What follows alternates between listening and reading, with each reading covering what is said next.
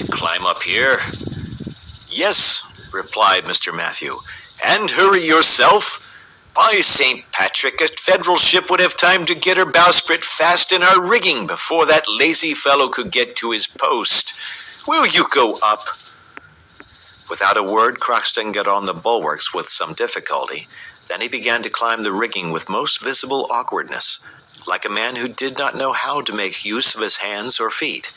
When he had reached the topgallant, instead of springing lightly onto it, he remained motionless, clinging to the ropes, as if he had been seized with giddiness.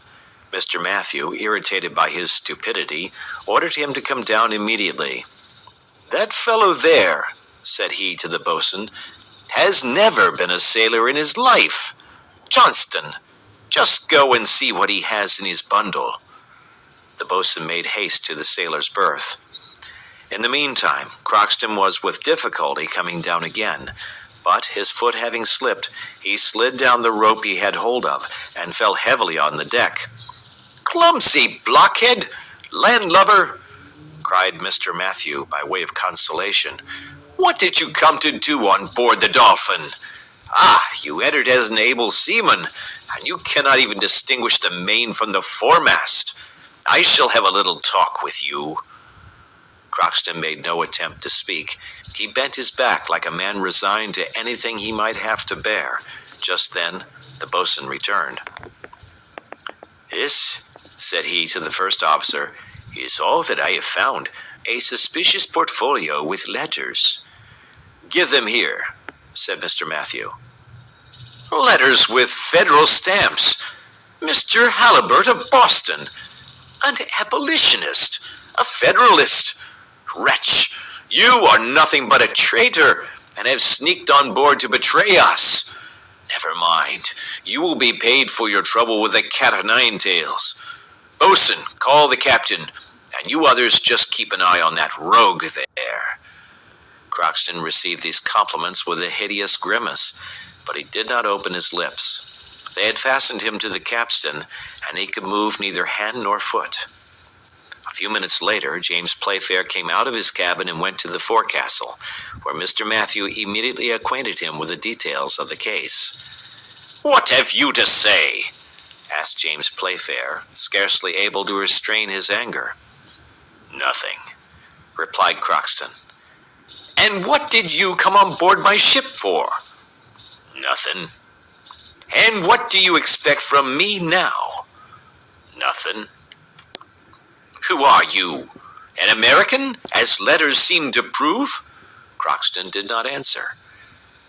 "Boatswain," said James Playfair, 50 lashes with a cat-o'-nine-tails to loosen his tongue. Will that be enough, Crockston?" "It will remain to be seen," replied John Stiggs' uncle without moving a muscle. "Now then, come along, men," said the boatswain. At this order, 2 strong sailors stripped Crockston of his woolen jersey. They had already seized the formidable weapon and laid it across the prisoner's shoulders when the novice, Mr. Stiggs, pale and agitated, hurried on deck. "Captain!"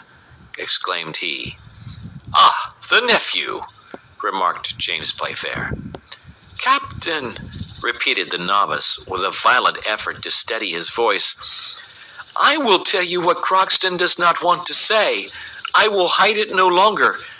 Yes, he is American, and so am I. We are both enemies of the slaveholders, but not traitors come on board to betray the Dolphin into the hands of the Federalists." "What did you come to do, then?" asked the captain in a severe tone, examining the novice attentively. The latter hesitated a few seconds before replying. Then he said, "Captain, I should like to speak to you in private." Whilst John Stiggs made this request, James Playfair did not cease to look carefully at him. The sweet young face of the novice, his peculiarly gentle voice, the delicacy and whiteness of his hands, hardly distinguished by paint, the large eyes, the animation of which could not bide their tenderness.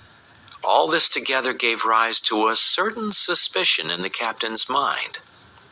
When John Stiggs had made his request, Playfair glanced fixedly at Crockston, who shrugged his shoulders.